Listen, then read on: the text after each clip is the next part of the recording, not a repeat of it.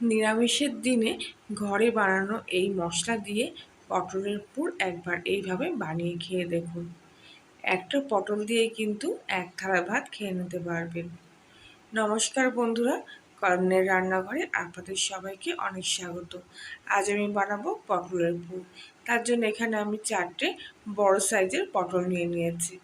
পটলের 2 মুখ একটু বেশি করে বাদ দিয়ে পটলের ওপরে যে সবুজ খোসাটা আছে সেটা ছুরি দিয়ে পাতলা করে কেটে নিচ্ছি। এক্ষেত্রে পটলের খোসাটা কিন্তু পুরোপুরি বাদ দেওয়া যাবে না, এইভাবে উপর থেকে শুধু সবুজ খোসাটাই বাদ দিয়ে দিতে হবে। এইভাবে সব কটা পটলের 2 মুখ ছাড়িয়ে আমি এই পটলের খোসাগুলো বাদ দিয়ে পরিষ্কার করে নেব।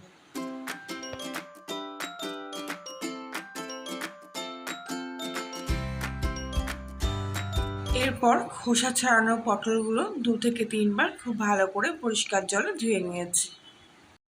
এবার একটা চামচের গোড়ার সাহায্যে পটলের মুখটা কিন্তু আমি অল্প করে বাদ দিয়ে দেব। এবারে আস্তে আস্তে চামচটা ভেতর দিকে এভাবে ঘুরিয়ে ঘুরিয়ে পটলের ভেতর থেকে আমি শাঁসটা বের করে নিচ্ছি। পটলের গা কিন্তু খুবই পাতলা হয়, তাই পটলের ভেতর থেকে শাঁসটা বের করার সময় খুবই সাবধানে বের করবে। এই জন্যে প্রথমে আমি কিন্তু পটলের মুখটা অল্প করে বাদ দিয়ে তারপরে কিন্তু ভিতরের অংশগুলো এইভাবে বের করে নিচ্ছি। এতে কিন্তু খুব সুবিধা হয় পটলের ভেতর থেকে শাঁস বের করার জন্য।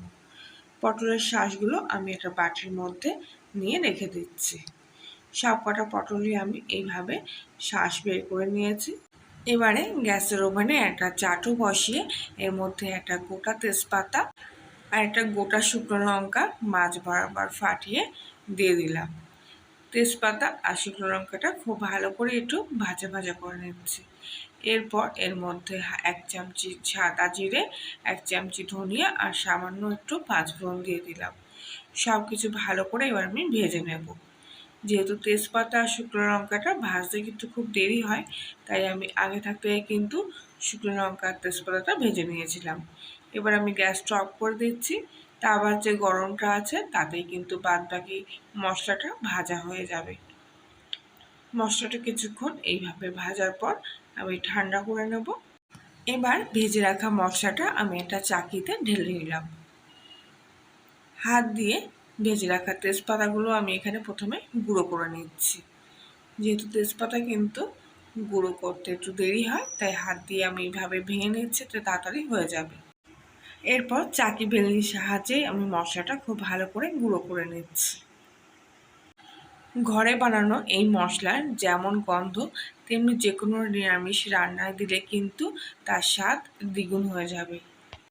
গুঁড়ো মশলাটা আমি একটা পাত্রে তুলে নিচ্ছি। পটলের যে দানাগুলো আমি বের করে রেখেছিলাম সেগুলো আমি শিলনোড়ায় বেটে নেব, আর সঙ্গে একটা কাঁচা লঙ্কা নিয়েছি।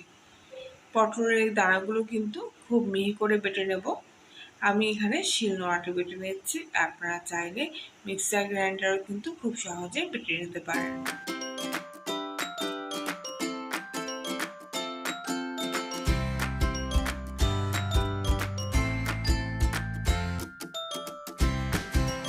একটা বাটিতে এবার পটলের দানা বাটাটা তুলে নিচ্ছি।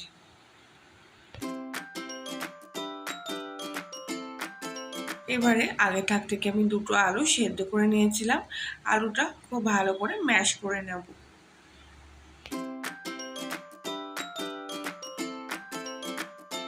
এবারে কড়াইতে সামান্য পরিমাণ তেল দিয়ে এর মধ্যে 1/2 চামচি মতো কালো জিরে ফোড়ন দিয়ে দিলাম। ফোড়নটা খুব ভালো করে ভাজা ভাজা হয়ে গেলে এর মধ্যে আগে থাক থেকে বেটে রাখা পটলের পেস্টটা দিয়ে দিলাম।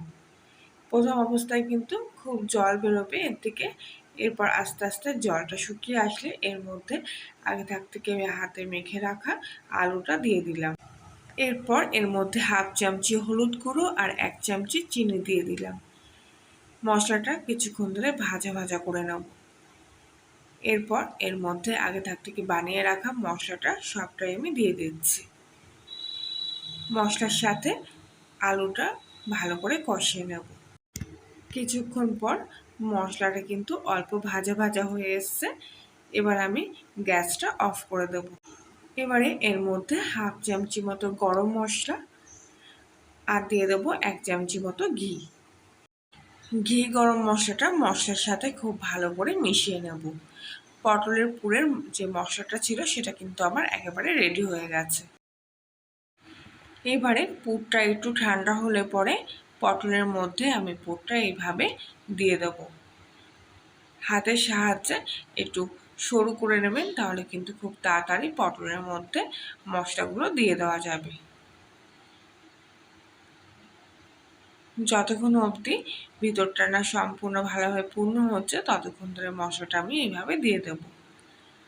সব কটা পটলের মধ্যে কিন্তু আমি এইভাবে মশলাটা দিয়ে দিচ্ছি। পুরভরা পটল এখানে আমার রেডি হয়ে গেছে।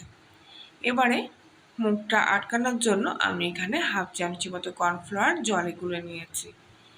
কর্নফ্লাওয়ারটা যখন এরকম আঠার মতো হয়ে যাবে তখন কিন্তু আমি পটলের যে মুখ দিয়ে পুরটা দিয়েছিলাম সেই মুখটা এইভাবে লাগিয়ে দিচ্ছি। কর্নফ্লাওয়ার দিয়ে মুখটা আটকে দিলে কিন্তু খুব ভালো হয়, যেহেতু কর্নফ্লাওয়ারটা কিন্তু আঠার মতো কাজ করে। সব পটলের মুখগুলো কিন্তু আমি এইভাবে সিল করে নিয়েছি কর্নফ্লাওয়ার দিয়ে। এবারে পটলের উল্টো সাইডটা একটা কাঁটা চামচি দিয়ে এইভাবে হালকা ছিদ্র করে দিচ্ছি, যাতে পটলের ভেতরে ভাবটা ভাজার সময় বেরিয়ে আসে। কড়াইতে সামান্য পরিমাণ তেল গরম করে নিয়ে এবার একে একে পটলগুলো আমি ভেজে নিচ্ছি। গ্যাসের ফ্লেমটা মিডিয়ামে রেখে কিছুক্ষণের জন্য এবার আমি ঢাকা দিয়ে রাখবো। ঠিক 5 মিনিট পর আমি ঢাকনাটা খুললাম আর এবার পটলগুলো উল্টে পাল্টে দিচ্ছি। একটা পটলের মুখ দিয়ে কিন্তু আমার কিছুটা পুর বেরিয়ে এসছে, কেননা মুখটা হয় ভালো করে সিল করা হয়নি, আর নয় পিছনের ছিদ্রগুলো একটু ডিপলি করতে হতো। কোনো একটা ভুলের কারণে কিন্তু একটা পটল থেকে আমার একটুখানি পুর বেরিয়ে এসছে। তো আবারও আমি ঢাকা দিয়ে এইভাবে পটলগুলো খুব ভালো করে 2 পিঠ ভেজে নিয়েছি। এবার আমি পটলগুলো এক এক করে প্লেটে তুলে নিচ্ছি। পটলের পুর কিন্তু আমার পুরোপুরি রেডি হয়ে গেছে, আর দেখতেও দেখুন কত সুন্দর হয়েছে। একটা পটলের পুর আমি আপনাদেরকে কেটে দেখাচ্ছি, দেখুন ভেতরটা কত সুন্দর হয়েছে, আর পটলটাও কিন্তু খুব ভালোভাবে সেদ্ধ হয়ে নরম হয়ে এসছে। আর এখানে পটলের যে পুরটা হয়েছে তার স্বাদ আর গন্ধ এত সুন্দর হয়েছে যে আপনারা কিন্তু এক থালা ভাত এই পটল পুর দিয়ে খেয়ে নিতে পারবেন। তাহলে আজকের রেসিপিটি ভালো লাগলে লাইক শেয়ার কমেন্ট করবেন, নতুন হলে সাবস্ক্রাইব করে পাশে থাকার জন্য অনুরোধ রইল। আজকের মতো এখানে আবার দেখার জন্য একদিন, ততক্ষণ সময় ভালো থাকবেন।